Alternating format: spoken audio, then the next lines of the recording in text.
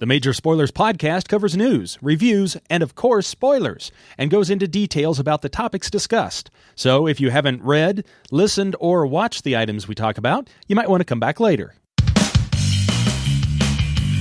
I'm Matthew. Rodrigo. And I'm Steven, and you're listening to the Major Spoilers podcast, the podcast for pop culture and comic fans. In this issue, new days in Metropolis, new worlds for Peter Parker, new recipes. Several miles below the Earth, just don't pick up a duck in a dungeon. The Major Spoilers team bands together from distant galaxies to suss out the newest in pop culture, comic books, and anything else that strikes our fancy and reminds you of things you already knew but forgot to laugh at the first time. Plus, Tintin is here and nobody done stuck knives in his organs in alphabetical order. So sit back, pour a glass of your favorite beverage, and turn on the playlist because the Major Spoilers podcast is on the air. Welcome to issue 1058 of the Major Spoilers podcast. Thank you for downloading and checking us out this week. Hey, you might want to stick around because you may want to pick up a duck in the dungeon. In fact, let's just knock this out of the park right now, Rodrigo. You watched Delicious in Dungeon or Delicious in the Dungeon over on the Netflix? In Dungeon. Yep. It's a new animated series. Well, it's a animated series that's new to Netflix. No, it's a new animated series. The manga just finished recently. And I believe it's coming out pretty much simultaneously in Japan and in the United States through Netflix. Cool. This is also what they did with Zom 100, which I mentioned on our top 5 things of the year. And I did watch that. And yeah, let me take a break real quick because we did talk about that on the top 5. Mm-hmm. I sit down and I start watching it. The youngest comes out and he's like, "Oh, you're watching Zom 100." I'm like, "Yeah, have you watched it?" He's like, "Yeah, I've watched a couple of episodes. It's mid." And I'm like, "Okay." And I was like, "Do you want to just finish watching the entire series with me?" He's like, "No, that's all right." And he wanders off. Then the next night I'm up to episode 2 or 3. The boy comes out, who's, again, 17 years old now. He's like, "Oh, Zom 100. I'm like, "Yeah. Have you watched it?" He's like, "Yeah, I watched the whole thing. It's great." And then he was like, proceeded to tell me about all these life lessons that you can learn from it. So both of the boys knew all about it and watched the stuff before I even got around to it or before you even talked about it on top 5, Rodrigo. So sure. Yeah. So anyway, back to Delicious in the Dungeon. Okay. No, sorry. If you want to continue. Yeah, Delicious in Dungeon. Yes. I don't know why it's called Delicious in Dungeon.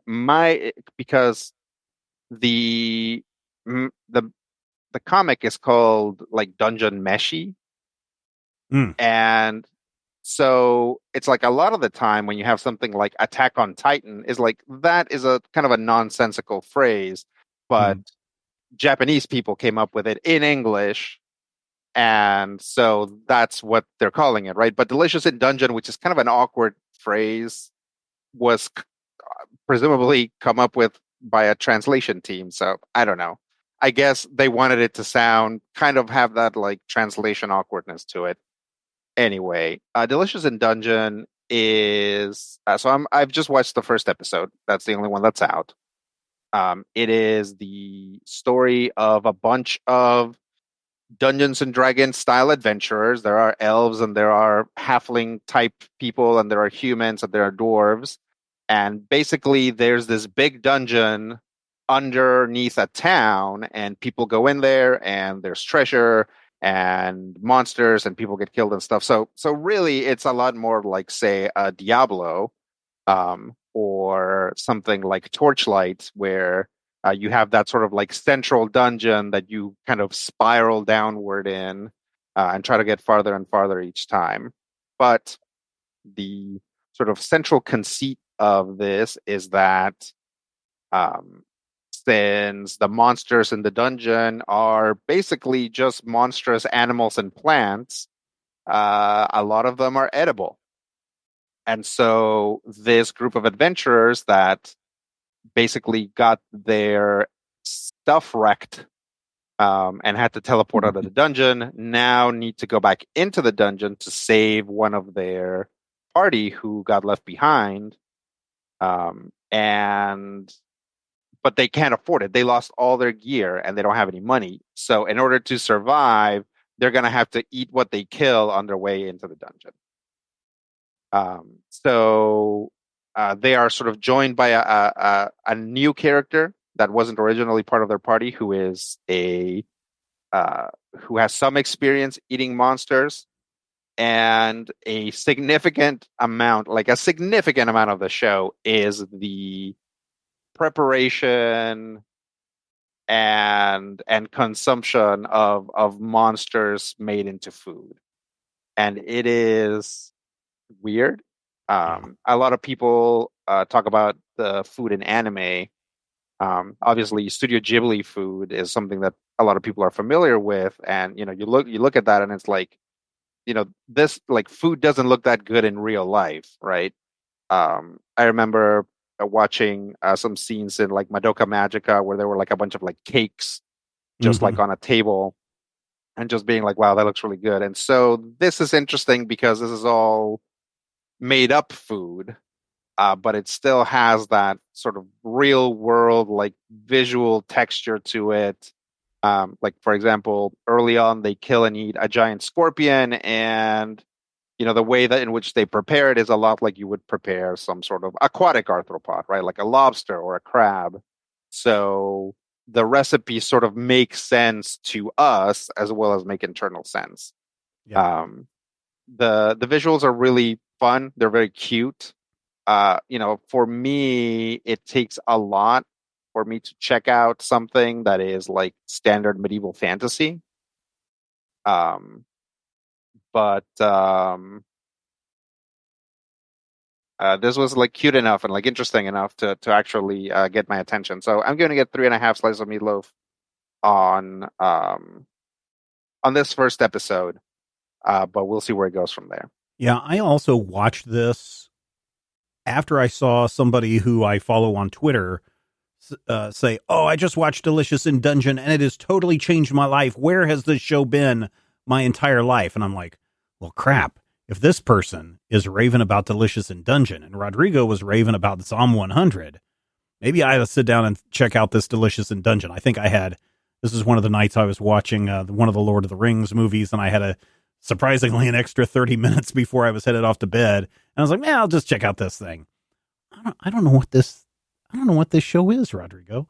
It's like, no, I went into it expecting, oh, we're going to go rescue our friends, and it's going to be a traditional, high fantasy anime. And then all of a sudden it just turns into Food Warrior. And I'm just like, oh, okay.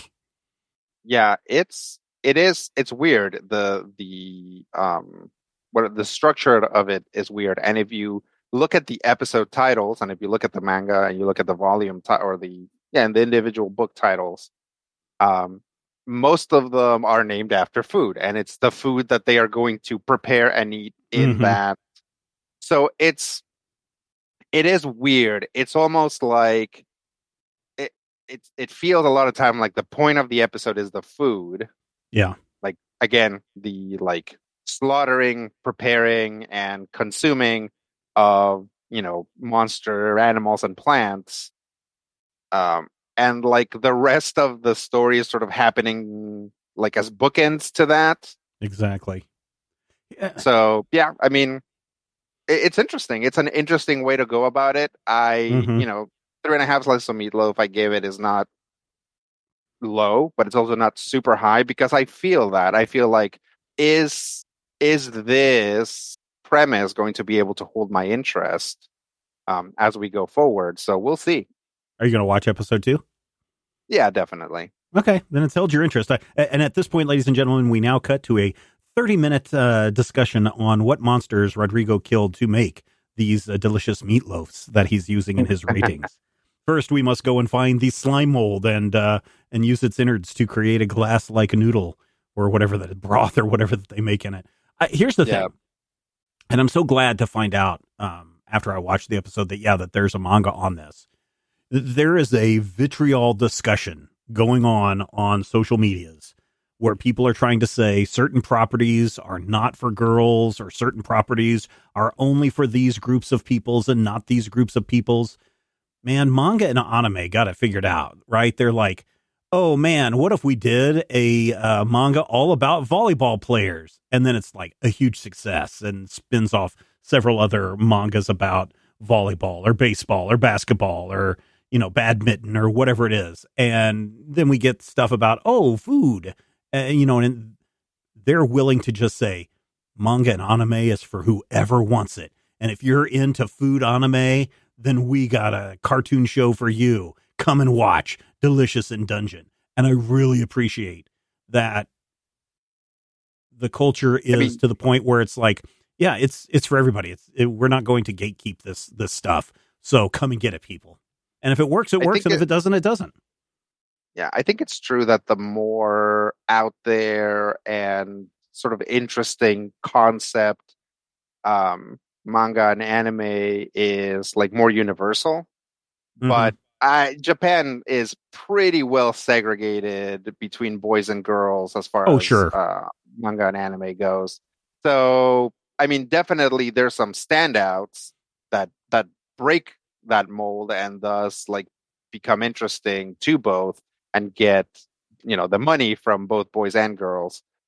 But I don't know much about anime, but I do know that like there's a lot of boy anime, there's a lot of girl anime, there's a lot of issues with anime aimed at adults and sort of what exactly depictions of certain people are in them. So it's not like it's like devoid of. Oh no, I didn't say it was devoid of controversy, but what I'm getting at is they're like, we're not going to limit our creation just because this has been deemed only for this group of people.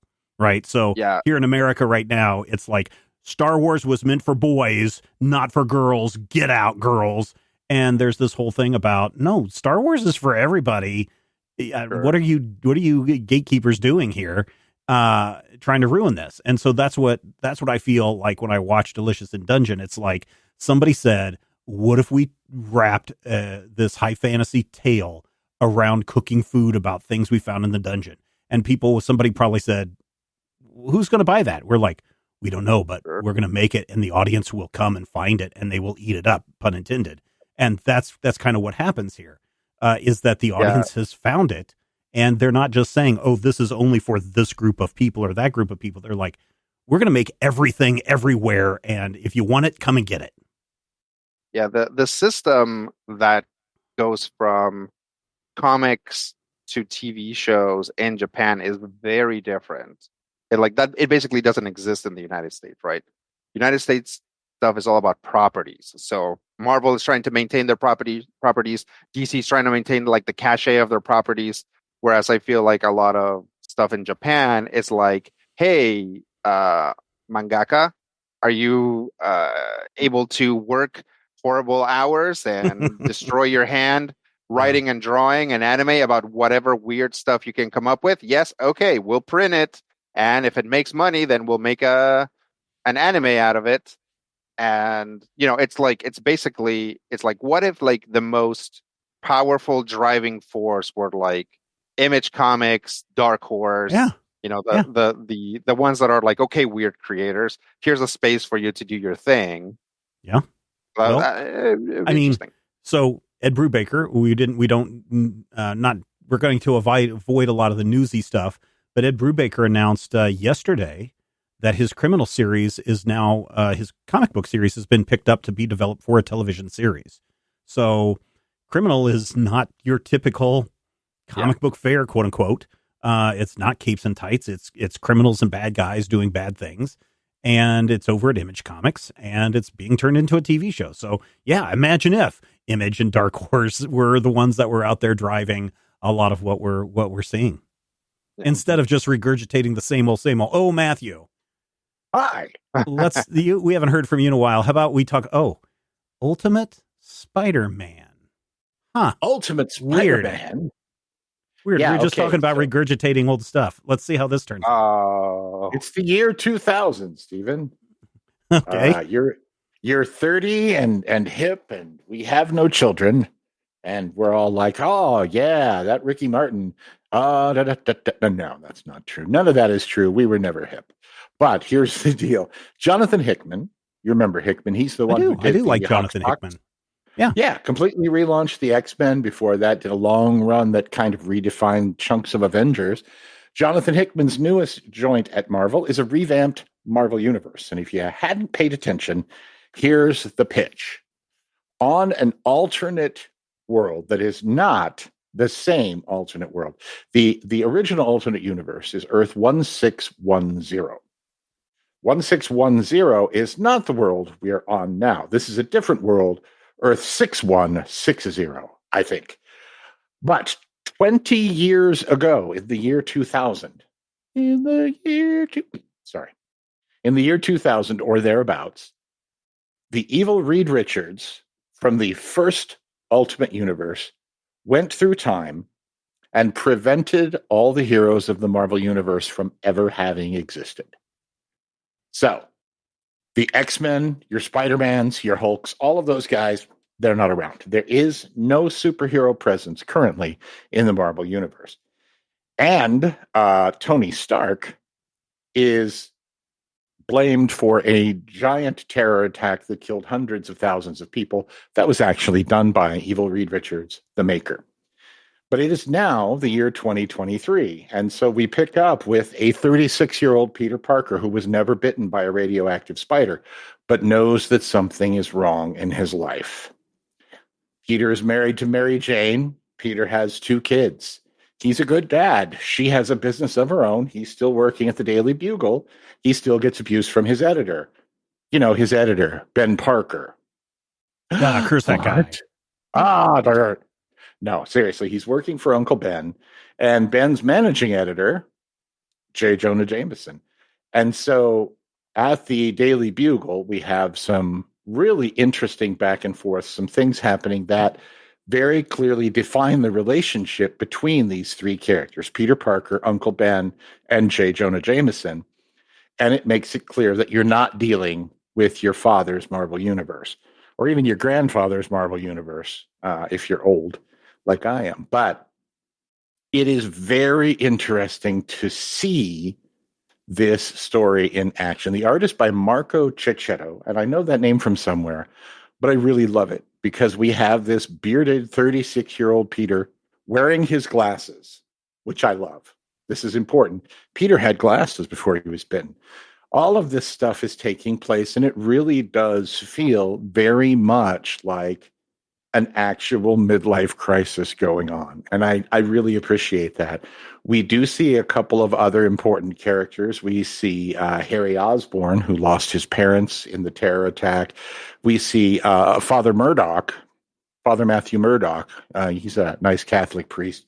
We see a lot of characters, or, the echoes of characters that we've seen before, including the owner of the Daily Bugle, a Mr. Fisk. But when you get to the end of the issue, Peter is having a conversation with his wife. He's sitting with Mary Jane, and she's like, Peter, I know something's wrong. There's this cloud over you. And he's like, something's wrong in our life. I need a change. And they have this very adult conversation about how Peter is about to do something. Does he say, Mary Jane, I just need one more day? No, he does not. Thankfully, because that's dumb. But he's like, I need a change. And she's like, okay, does this change how you feel about me or what's going to happen with us?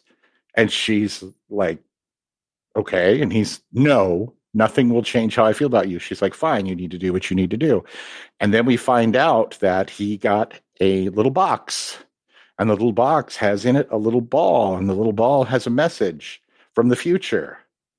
And the message from the future says, you were supposed to have been bitten by a spider and been the world's greatest superhero. And if you want, you can have this back.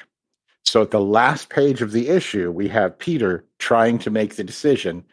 Do you open Pandora's box or do you not? Now, the book is called Ultimate Spider-Man. It's not called Ultimate Middle-Aged Peter Parker and Family. So I think you kind of know where this is going.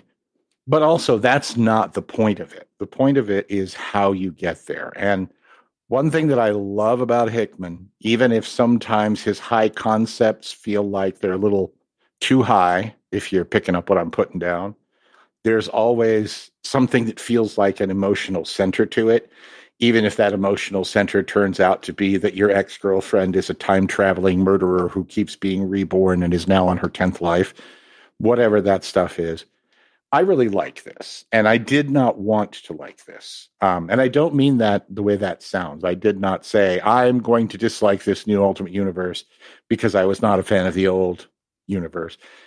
I kind of come into every new iteration of a character with that hesitation of, this is another relaunch, this is another revamp, this is another new take. And I'm 6 iterations deep on the Legion of Superheroes. I don't necessarily have the bandwidth to kind of memorize a new Spider-Man universe. And I feel like I'm now going to have to, because this book is quite good. Checchetto is a really good artist. Yeah, Hickman has a beautiful moment. The things you might have seen him on, he was doing the Daredevil series recently for Marvel. Really? I feel like I just recently reviewed something that Checchetto drew, and it may have been something related to Moon Knight, maybe. I don't know. Nonetheless, 4 slices of meatloaf for Ultimate Spider-Man #1. Did not expect to like it.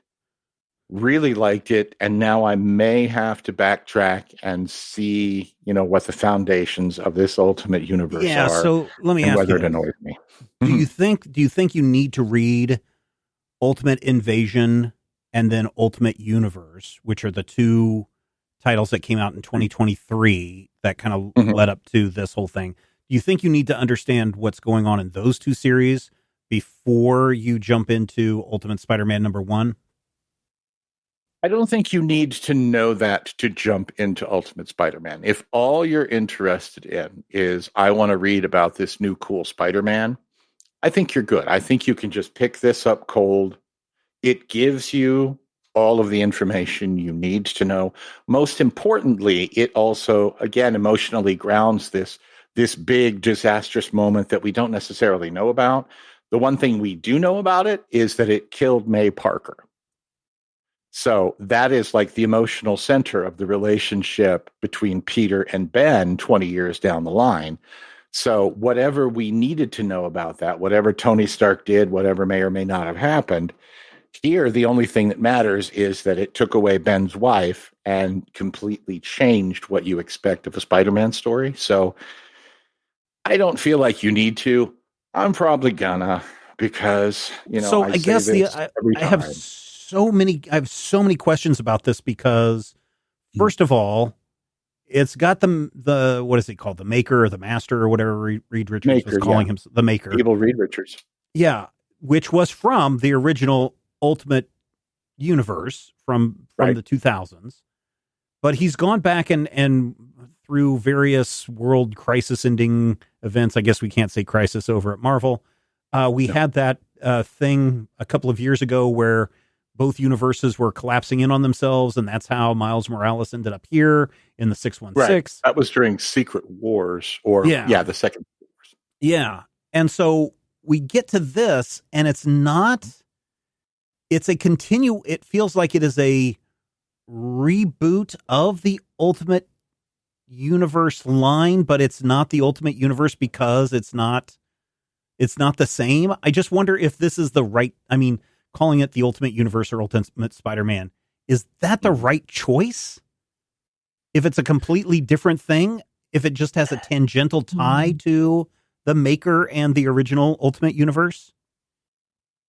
I feel like, to a certain degree, that ship has sailed at Marvel. Obviously. Marvel is going to reuse these names, and they're going to do it incessantly, and that's simply because they have so much intellectual property. If it's, I don't necessarily think it's a bad idea, because the feeling that I have when I'm like, okay, here's the Ultimate Universe, this is something that is designed to be a modern reworking of what has come before. So whatever that was in 2000 was, Bendis and Bags, and this is now another ultimate take, and it's really ultimatizing both universes into something entirely different in a little way. So I guess calling it the Ultimate Universe, I feel like that's good branding. I feel like it does muddy the waters, but we have 4 Spider-Man active right now, and 2 Daredevils, and 3 Calling Birds, and a Partridge in a Pear Tree. So I guess from my standpoint, go ahead, Rodrigo.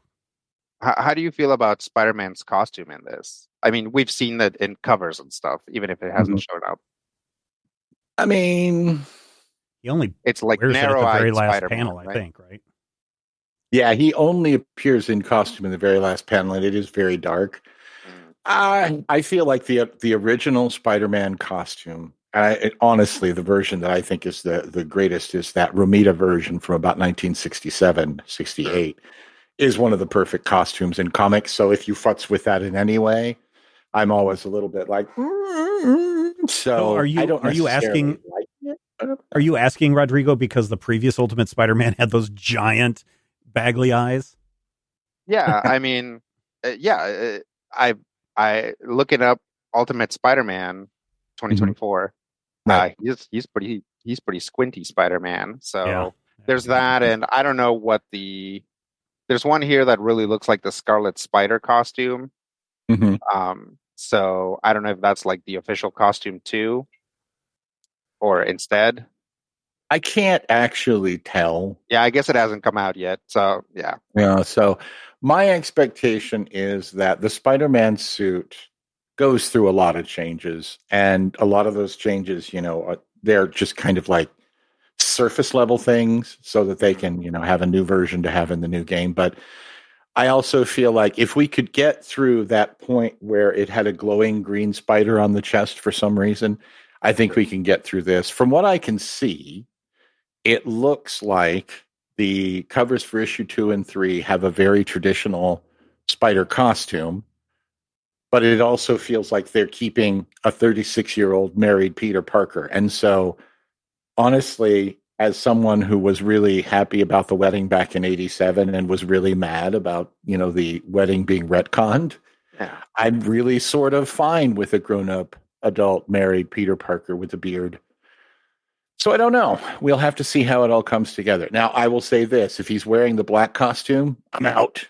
I don't think he is. I think he's going to be wearing a traditional red costume. We've seen it on the covers for at least 2 or 3 issues. You'd have to look at the most recent solicitations at Major Spoilers. I guess my whole thing with calling it the Ultimate Spider-Man is, yes, you're right. It does have brand recognition, but I did see several people today on Twitter super excited about Ultimate Peter Parker being back without realizing that this isn't Ultimate Peter Parker. And so, yeah, that guy's dead. Yeah, that guy's dead. Yeah, and I guess if I were in the room when this was being advocated, I'd first say, brilliant idea. We need more stories in the multiverse. Second thing I would say is make sure you put a sticker on the cover so you know which multiverse we're in. Third thing I would have said is calling it the Ultimate Universe, I think creates brand confusion. And I've seen that today on Twitter when so many people were excited about picking up Ultimate Spider-Man #1, is that a lot of them are thinking that this is the Spider-Man that they grew up with, and it ain't.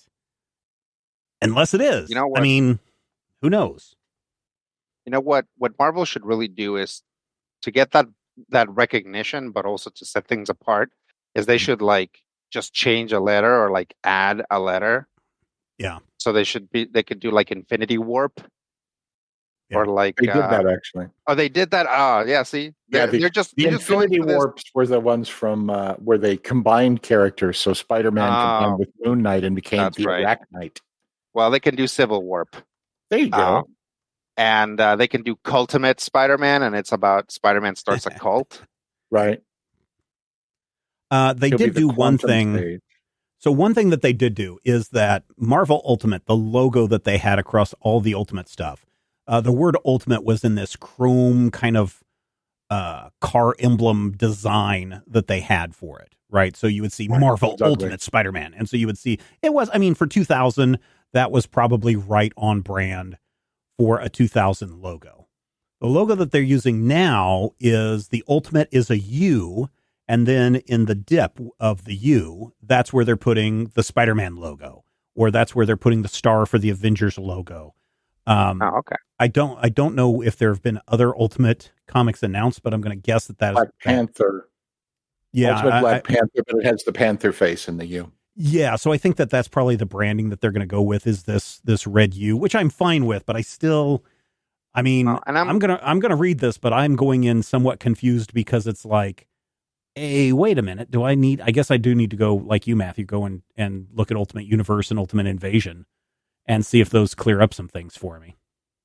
You see, here's the thing about this that's interesting is that the original Ultimate Universe was a way to say, like, hey, kids, you know how those old fogies tell you that you need to read 60,000 pages of Spider-Man before you get this? You don't have to anymore. Here's a new Spider-Man. Like, this Ultimate Spider-Man feels like the opposite of that. It's like, hey, old fogies, are you tired of, like, how Peter Parker's always this, like, stupid kid? Here's, like, a married guy with, like, a mortgage. Right. And to some degree, you know, it's not wrong. Yeah. Well, so in that case, then, this isn't an Ultimate Comics. This is a what if story. Ultimate Comics was always a what if story. Sure, it's an alternate universe. I mean, if you want to rebrand it that way, but this is like I don't know. Go ahead, Rodrigo. We are living through the like dadification of media. So, Kratos from God of War, big jerk running around, having sexy times with goddesses and smashing giants in the face.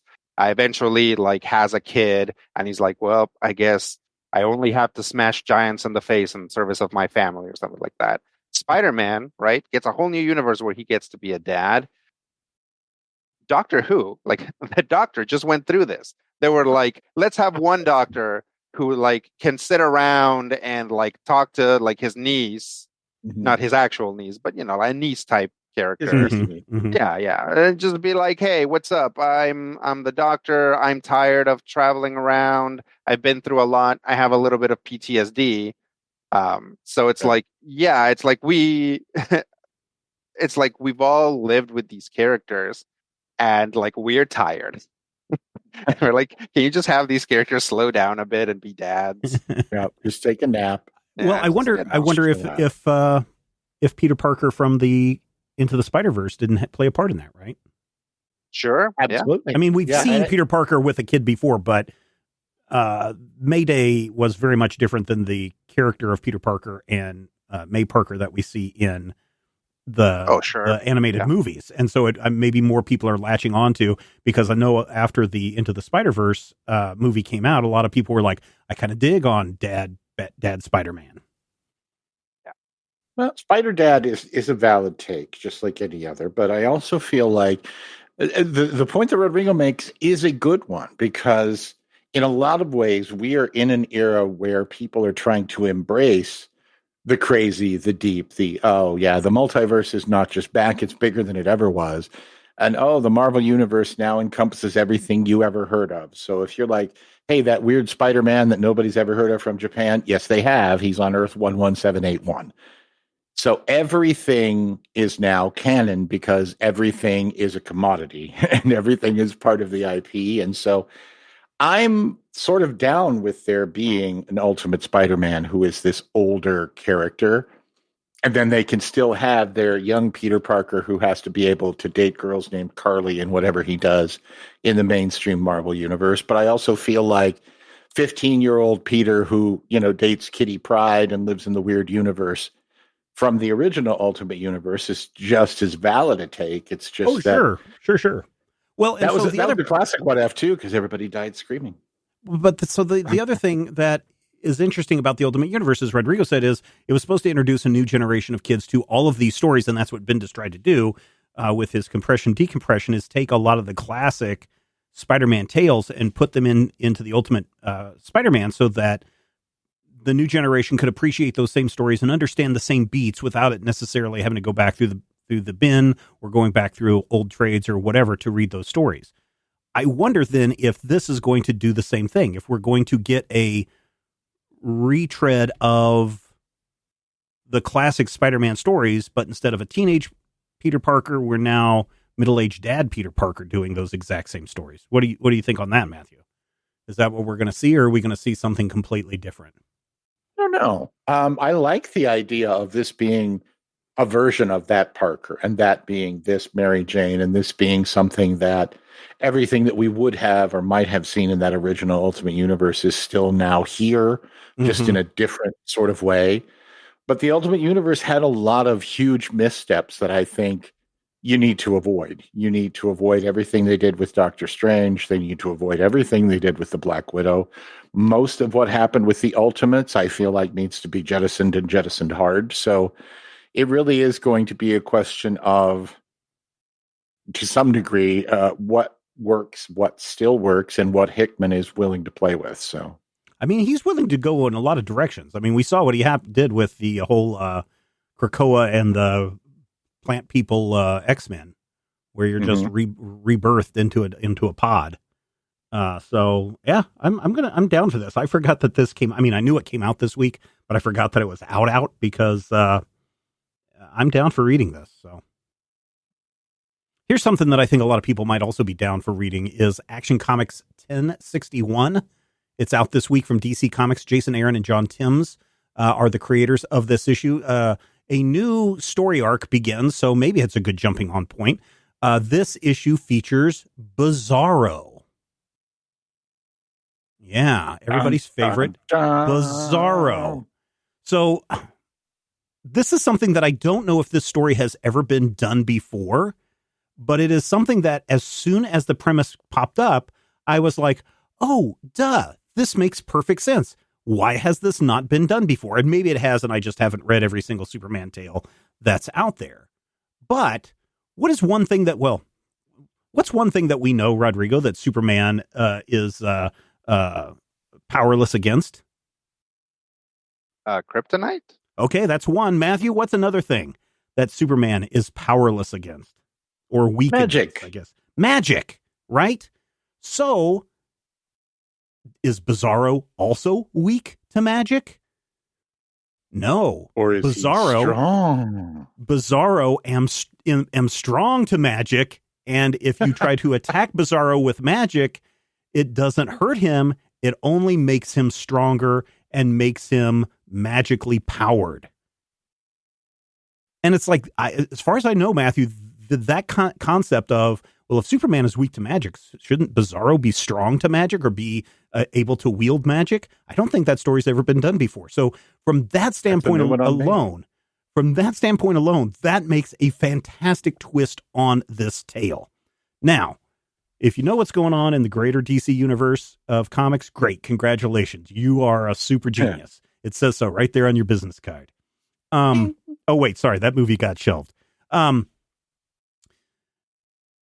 In this instance, Bizarro World is gone. Even in the encyclopedia that Barry is creating to show all the changes since the last crisis or whatever, they cannot find Bizarro World. It doesn't exist. And unfortunately, that means that Bizarro no have home. Or I guess he does have a home if you're using Bizarro speak. Right. And so he is traveling around the universe trying to find his home.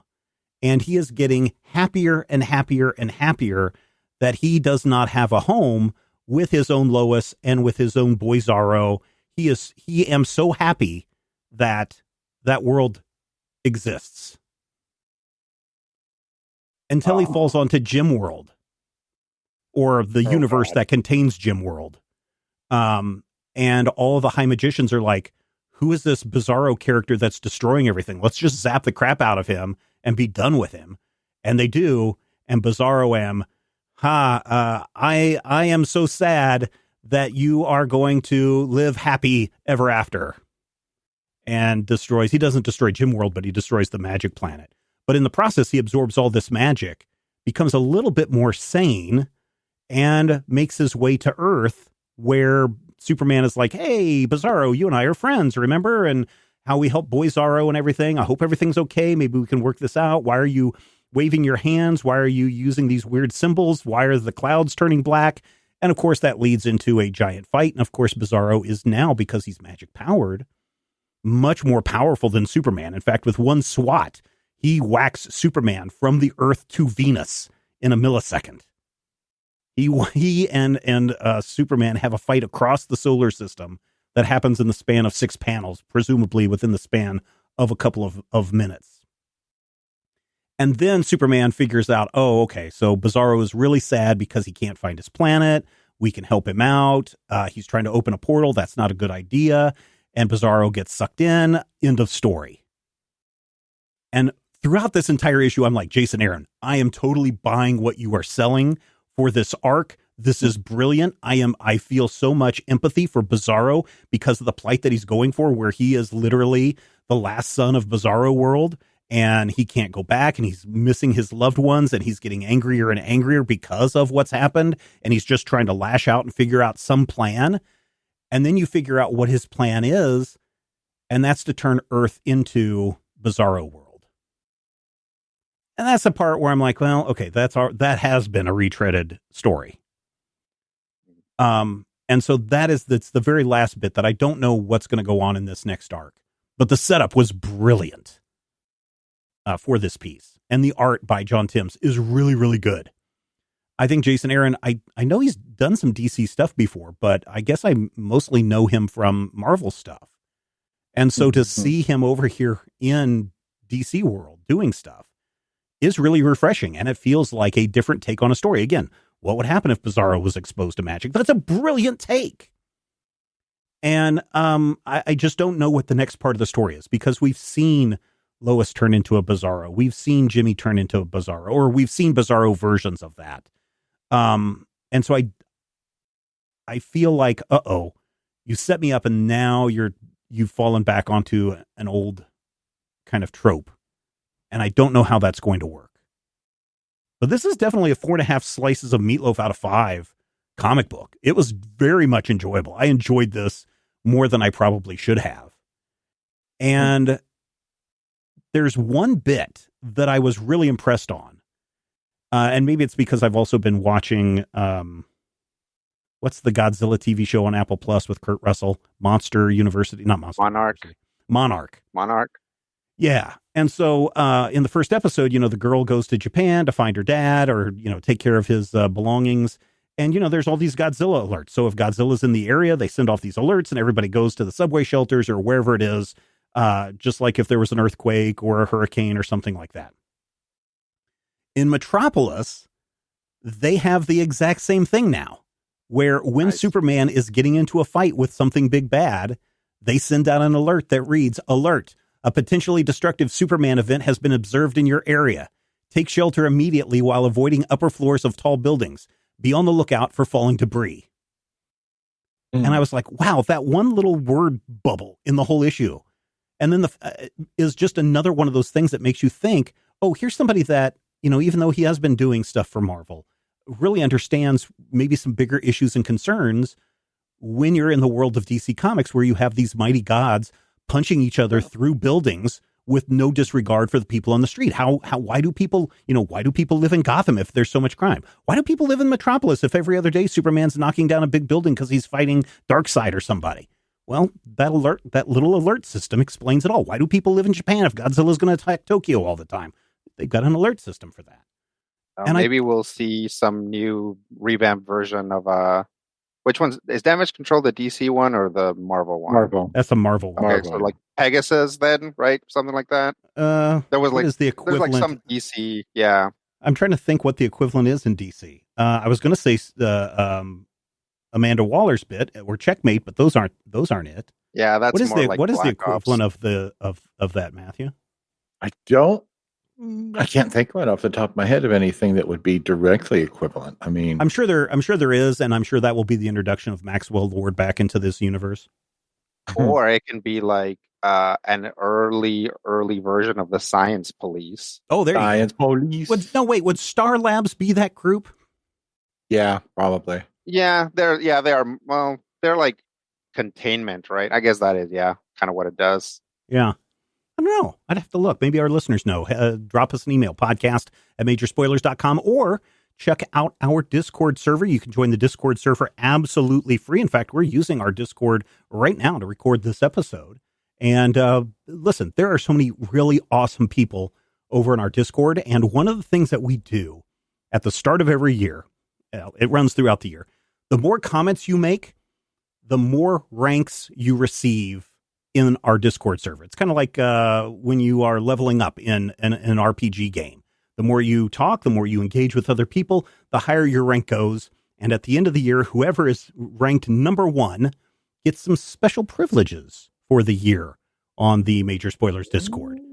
So you might want to go and check that out. If nothing else, then to just drop in and say hello and write a couple of messages to people, and you will soon be ranked higher than Matthew on the Major Spoilers Discord, and you can compete. Everybody's ranked higher than Matthew. I know, everybody is. You can have a friendly competition with everybody going into 2024. It's completely free to join, and we'd love to see your glowing face or your glowing comments over there. We've got channels for all of the different shows that we do. We've got channels for movies and comic books and video games. People are in talking about the new Mandalorian and Grogu movie that's coming our way in the next year. That should be interesting. We've got stuff for reading. If you're into reading prose books, everybody is starting to share their lists for the year and their lists from the years before. I shared my list last week, and I didn't have as many books that I read last year than I have in the past. I read, I think it was only like 25 books in 2023, which I know sounds like a lot to some people, but the year that I read the most books was 72 books in a single year. That's a lot of books. Yeah. Are you counting like technical manuals and stuff like that? No. This is just novels? Like some of them are technical manuals. So it's not like a how to, like here's how After Effects works and here's a tutorial on After Effects. No, I'm not counting that. But I do have things on there like Atomic Habits is the first book that I've already read this year. I read it, finished it last week, and I've now started on a Samantha True book, which is kind of like Veronica Mars if you're into that. So if there's like some self-help books or one of the ones that I have on my list this year is like nonfiction history. So you're going to get into that. Yeah, I do have some nonfiction histories, although surprisingly none of them are about Rome. Good. No, that's good. Am I doing it right or am I doing it wrong? No, that's good. You're not supposed to be obsessed with the Roman Empire. That's okay. That's what they're getting at. That's what the meme was getting at. All right, then I'm doing it right. I can tell you. I can tell you what some of the books are that I have. Let me open up this other app. Oh wait, no, it's not on that one. It's on this one. I had to move everything to my phone because I kept buying books and then not reading them. All right, so here's what's coming up. I'm finishing up this new Samantha True novel. It's like the 6th book in the series, and it's basically Veronica Mars. Then I'm reading the 3rd book in the Slough House or the Slow Horses book, Real Tigers. There's a Bubba Hotep book that I want to read. Then here's one that is kind of like Atomic Habits. It's called The Status Game. Then I've got 9 Princes in Amber, A Symphony of Echoes, Lords of Easy Money, One Shot Harry. Then I've got a couple of Pete Fernandez books by Alex Segura, who I've kind of fallen off his Pete Fernandez stuff, so I need to catch back up on those. And then I'm going to jump back into the Fletch series of books. So those are just some of the books that I have on my list for this year. And I'll share those over on our Discord server in the Reading Corner. Every time I finish a book, I'll share it and talk a little bit about it. So go over there and read it. It's complete. You could be talking to Steven about all these books, guys. And there are people in there that are sharing their books and the books that they've read, and what they've liked. And of course, some of our dear listeners have gone on to write their own books. And in fact, a good friend of the show, Bill Schweigert, he had his book come out last year, and it was a great time. And it even features an appearance by a certain member of this very podcast. So you can go and check that out. In fact, I think that character. You're going to have to read the book and find out. It's called The Guilty One by Bill Schweigert. And it's a good book. I really enjoyed it. I kind of had the whodunit figured out when it happened, and I was just waiting to see if it worked, and it did. And so I think you will enjoy this thriller as well. It's The Guilty One by Bill Schweigert. He's a friend of the show. And if you want to support Bill, and you want to support Major Spoilers at the same time, then you can go over to majorspoilers.com. There's a link to our Amazon page. And if you go and click on that Amazon link and then you buy The Guilty One or you buy any of the comic books that we've talked about so far in this episode. Bill will get some money if you buy his book, and then if you buy any of the titles that we've talked about again this week, Action Comics 1061, Ultimate Spider-Man #1, a little bit will come back our way as well, and that's a way that you can keep this show going far, far, far, far into the future. So thank you, everybody, for that. Yeah, so Discord server, it is great. It is great, and it is fun, and I'm so glad that we have that going on. All right, guess what week it is, everybody? You know what today is? It's, what, the 9th? The 10th? It is January 9th, 10th by the time people are listening to this. It's Tintin's birthday, January 10th, 1929. Tintin, or Tintin. Yeah, Ben 10's birthday is January 10th, 1929. It's like that's the crossover we need. Ben 10, Tintin, and Rin Tintin. Oh, so Snowy is missing, and so Rin Tintin, Tintin, and Ben 10 all have to team up to find him. That would be a thing. There's a guy on Instagram. Now I forget. Let me see if I can find him really quick. He has been doing his takes on Tintin. He's been doing them. Tintin meets like Indiana Jones. Tintin meets, all these. He did a Doctor Who one. He hasn't posted in like a week, maybe because he's been on holiday or something. But his stuff is really good. I would bet we could get him to come up with his own art based on that pitch of Tintin, Ben 10, finding Rin Tintin. okay. And he would probably make that up. I'll have to find his stuff because it is really good. Anyway, we are, because it is Tintin's birthday, time to dive into another adventure with Tintin. And this is one that I was a little concerned about. We already didn't do Tintin in the Congo, but this time Tintin is land of black gold. He's going to the Middle East. And I will say, I think Hergé.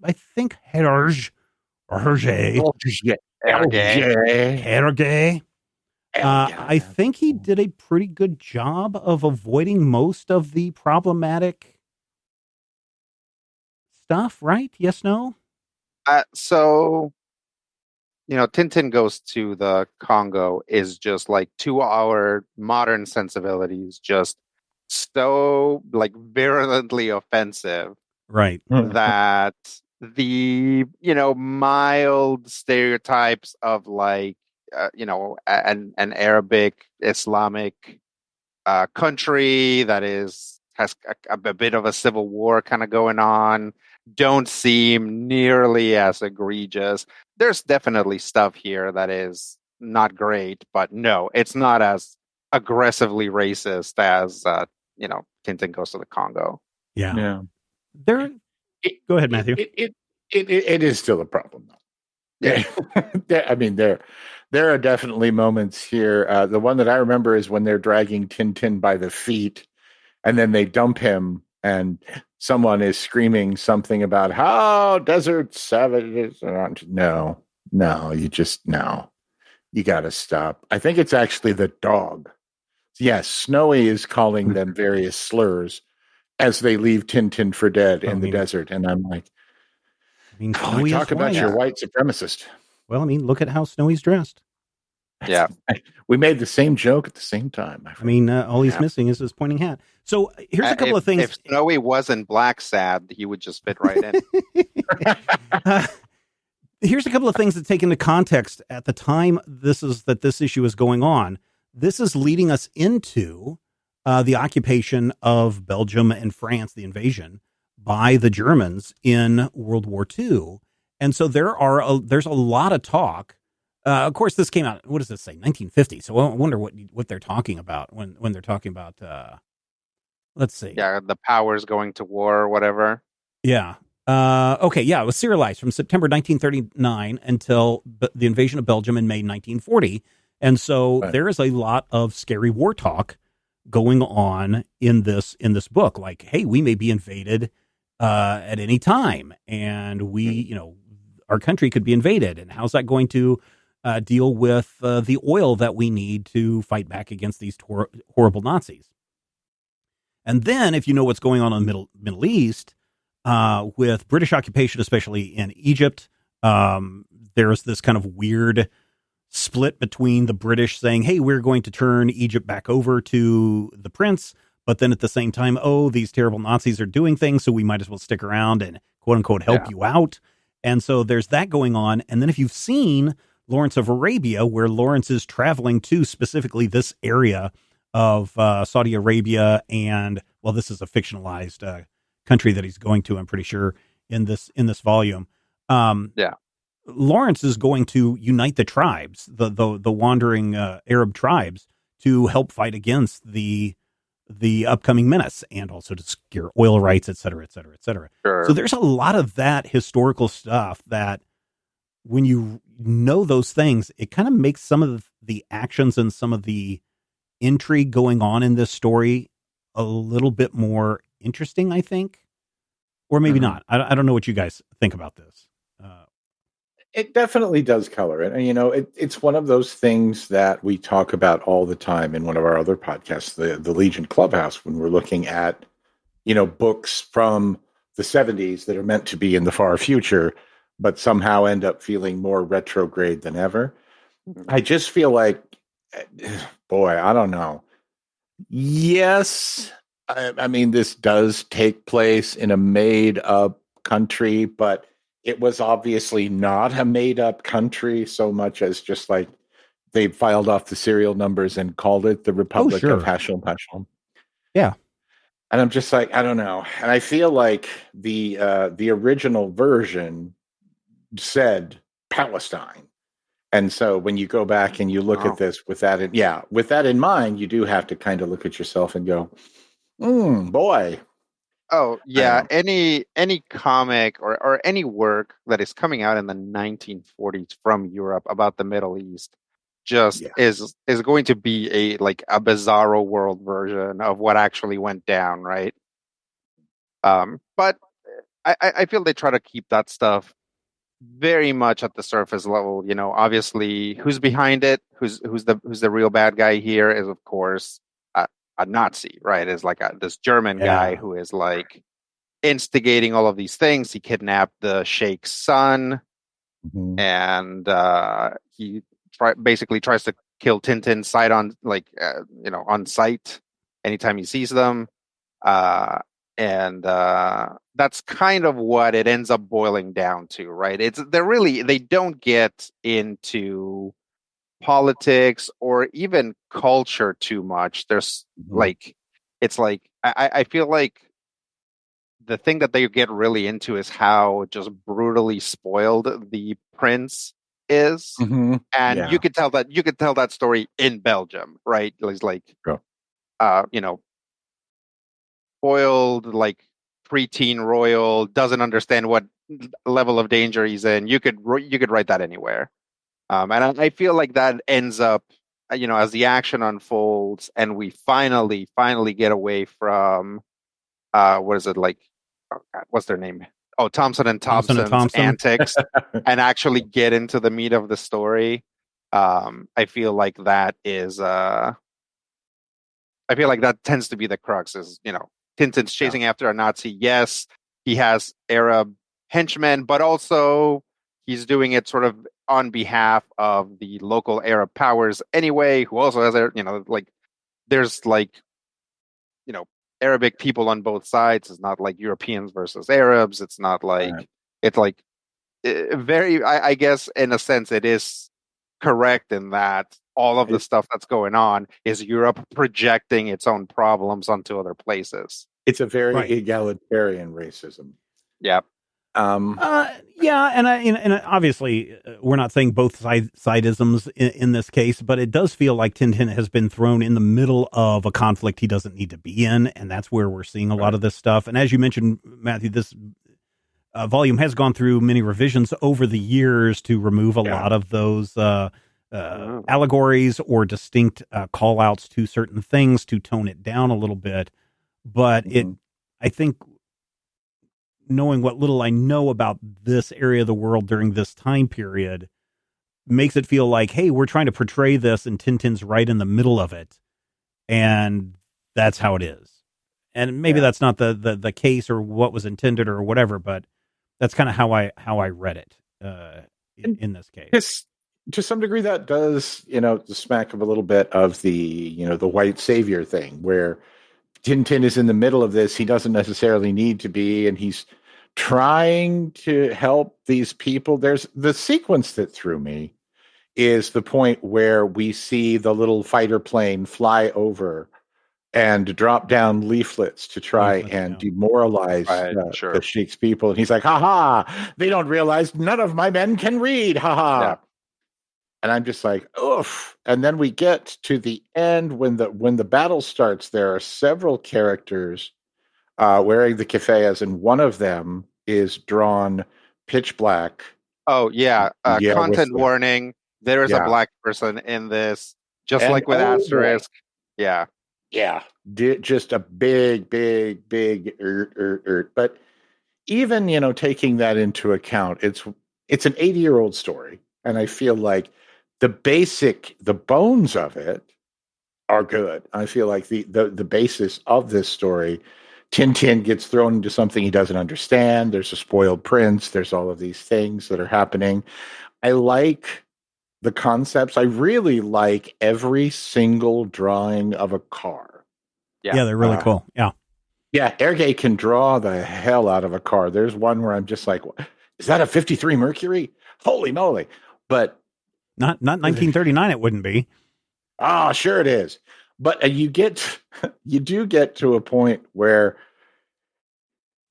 sometimes a story can be good and also be dated in a way that is unpleasant enough that you don't want to keep going. I guess I'm glad that we're reading the revised edition, because I think the one that we are reading here is the 1971 re-release, where they attempted to do one more cleanup of a lot of the problematic stuff.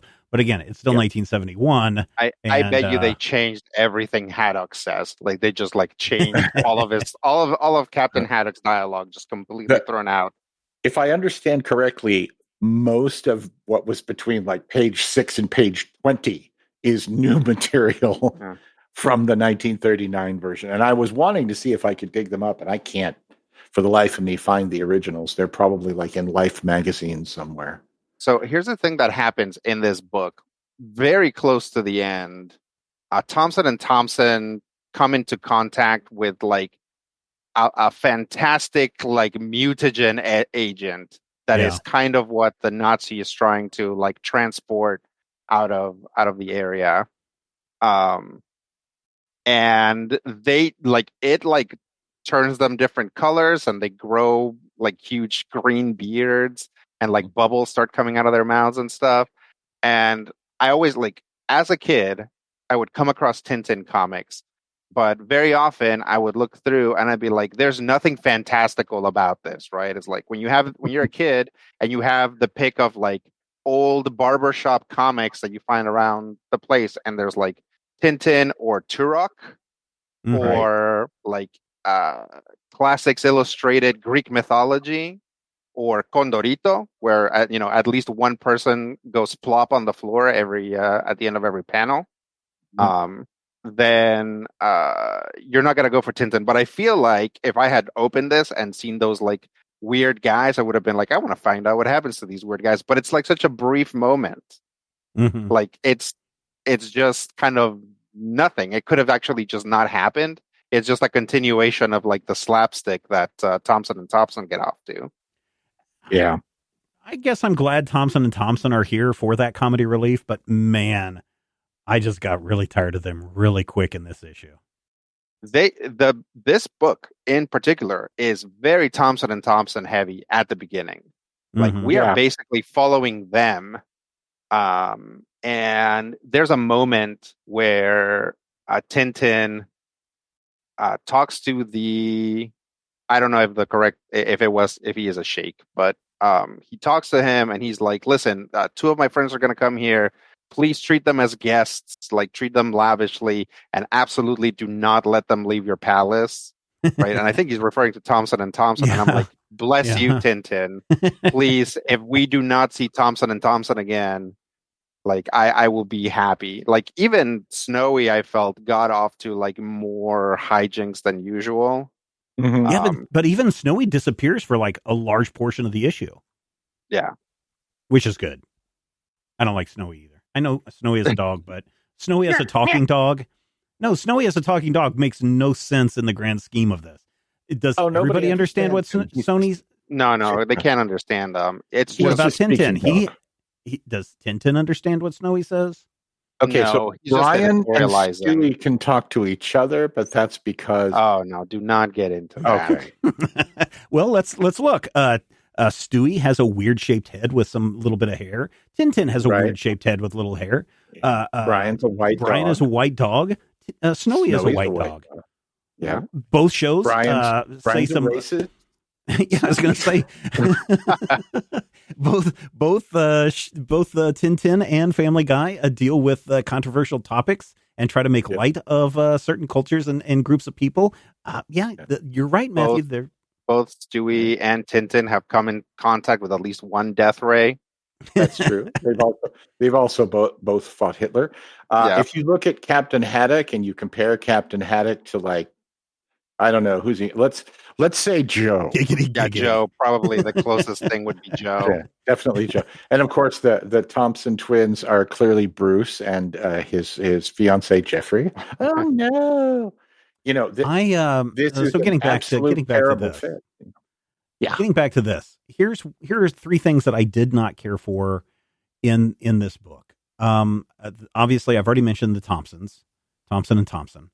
The other thing that I didn't care for is the massive walls of text that I do not remember reading in other books. I mean, the first time that Tintin meets with the Emir or the Sheikh or whoever, it's just wall of text.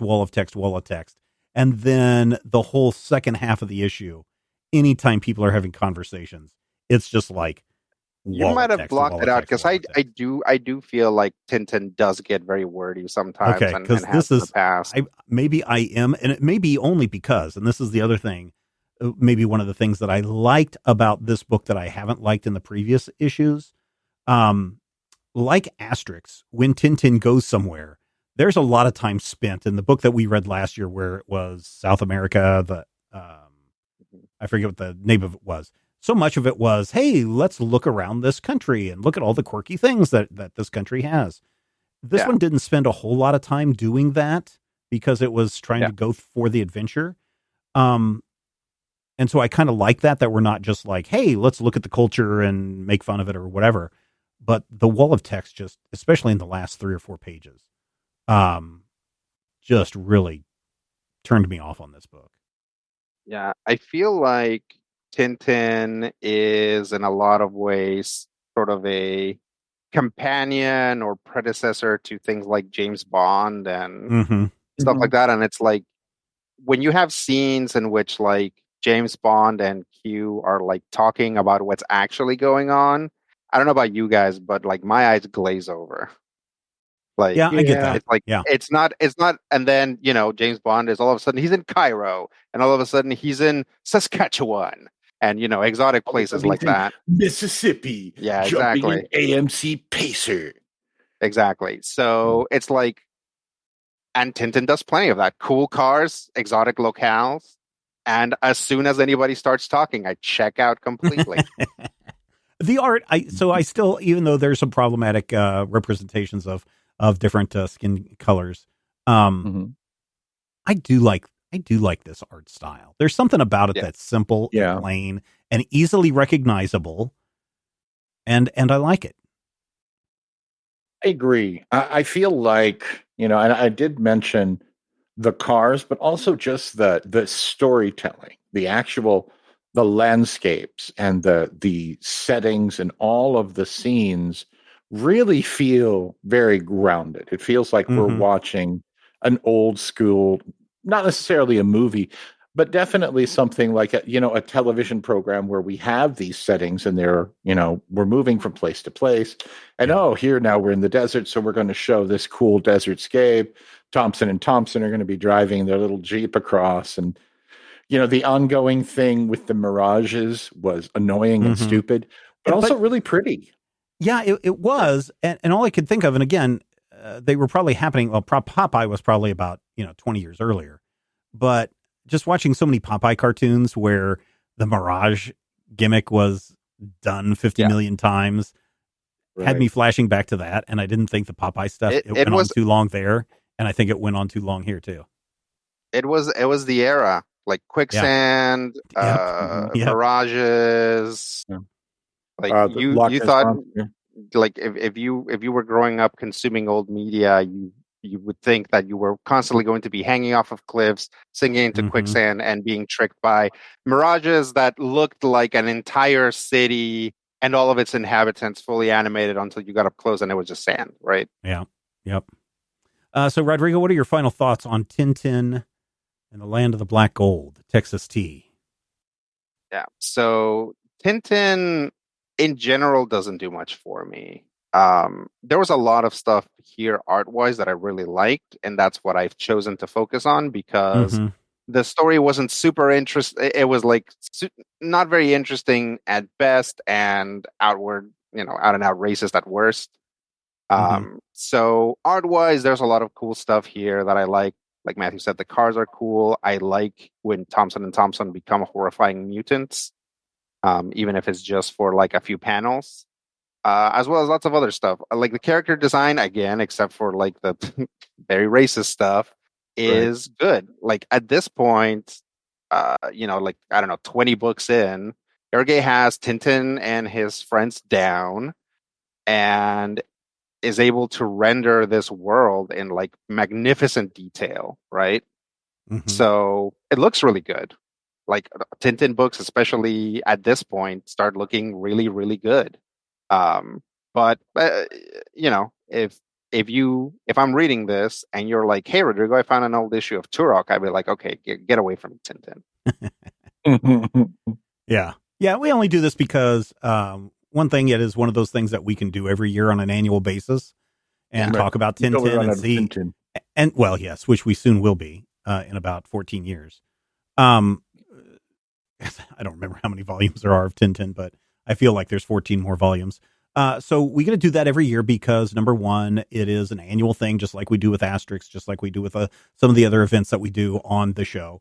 Second thing is people want us to read European comics, and people tend to enjoy us talking about Tintin specifically. And so that's the other reason why we keep looking at Tintin. So totally. And I'm not saying that we shouldn't. No. But I agree with you, Rodrigo. If you said, hey, Stephen, would you rather read a Tintin book or would you rather read 1930s Slam Bradley? I'd probably pick the Slam Bradley. So I guess that's my final thought. It's fun. It's interesting enough. I want to see the creator progress more, but it seems like that's only done in hindsight. Like, oh my God, I can't believe we did this. We better change this word from a horrible thing to something that's 1970s acceptable, but by today's standards, still kind of horrible. So, Tintin's worth checking out. I'm sure there's animated shows of Tintin that are much better than picking up the original source material. Next volume, I think he goes to the moon. So, let's see. That can't go wrong at all. Can't go wrong at all. Matthew, final thoughts on the adventures of Tintin, Land of Black Gold. This is the 15th volume of 24 Tintin volumes of bande dessinée, because my French accent is outrageous. And there are a lot of times when I say to you, faithful spoilerites, whether I say it here on the podcast or whether I say it in reviews that I do on Sundays, some things are worth looking at for a historical perspective. And I feel like this is a book that definitely is worth looking at for a historical perspective, but also just to look at some really well-rendered art, to look at some pretty adventure story. And I feel like if you take too much time and if you really, dig too hard into this, it does come apart. And there are a lot of points where, 1939 and 1940, they don't fly in 2023. So it'll knock it down a notch or three.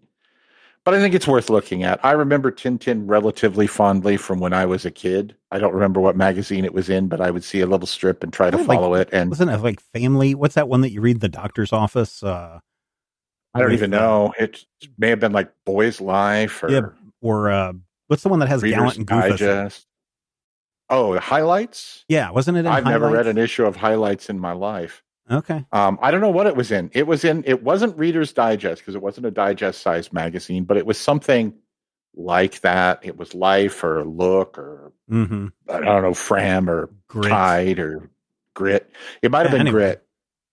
I did trade for valuable prizes, but yeah, it's worth looking into, but it's also worth noting that, if you are a person who would not want to read a story that does have this kind of depiction of characters, especially characters of color, especially characters of Middle Eastern descent, avoid. Otherwise, check it out. At the worst case scenario, you can, watch a dog curse at people. Yeah, so you got that going for you. All right, ladies and gentlemen, thank you so much for checking us out this week. And before we go, we're going to give a big shout out to everyone who supports the shows and all the shows in the Major Spoilers Podcast Network. This week, we're sending our thanks out to Corey Hudson and Stan Kaminsky, who both signed up as new silver level patrons this past week. Thank you very much, Corey and Stan. We're also sending big thanks out this week to Martin Dennis, who upped their pledge to the gold level status. Woohoo! Way to go, Martin. You are awesome. No matter what Rodrigo said about you last week. And dear listener, we are waiting to give you a shout out on the show. All you need to do is join us over at patreon.com/major spoilers, where you get to check out Rodrigo and I's in-depth conversation about watching The Hobbit and The Lord of the Rings trilogies. You can only get that when you sign up at the silver level or higher at patreon.com/major spoilers. So this week, guys, it was Tintin's birthday. Guess whose birthday we're celebrating next week? Batman. No. Elvis. No. Ernest. Cooper Barnes. Next week, we are celebrating Edgar Allan Poe's birthday by checking out Fall of the House of Usher from Ablaze Comics. Why? Because we know that you love comics and we do too, and we will talk with you soon. If I had the X-ray vision of a Superman, I could save a few bucks and stand around and read through the covers of the comics on the stand. But although every other page would be backwards, I suppose I could still read the evens and the odds. Well, I don't know. Guess I haven't thought this all the way through. Plus, as soon as the comic book store guy knew, he kicked my butt out on the corner. What a major spoiler. What a major spoiler. Think about a better way. If I was hulking green or gray, I could just bust through that brick wall, take their comic books away. But then the little meat would deal with all the tanks and bombs and guns. Have you ever tried to read a series with all that going on? Guess I need to rethink this plan. How would I bag and board my comics with such huge hands? Guess I already told ya. What a major spoiler. What a major spoiler. Yeah, yeah, yeah. What a major spoiler. What a major spoiler. If I'm stark raving rich like a man of iron, I might not be surprised to find that I might actually have the hard cold to follow an entire storyline. But would I really even need to read up on all those escapades? I mean, who needs such distractions when your sister's such a babe? But the downside is such a beast. Being shot up in a fun, be in the Middle East with a gang sign throwing soldier. What a major spoiler. What a major spoiler. Yeah, yeah, yeah. What a major spoiler. Whoa, whoa, whoa, whoa. What a major spoiler. This podcast is copyright 2024 by Major Spoilers Entertainment, LLC.